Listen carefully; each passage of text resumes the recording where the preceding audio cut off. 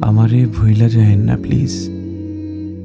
ভুল কইরাও যদি ভইলা যান, আমি জানলে কষ্ট পামো।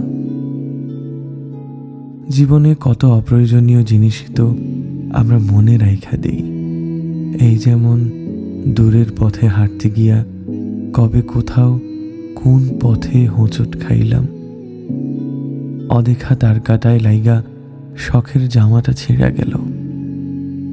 এমন অপ্রয়োজনীয় অনেক কিছুই থাকে যা মনে না রাখলেও চলতো, কিন্তু আমাদের মনে থাকে।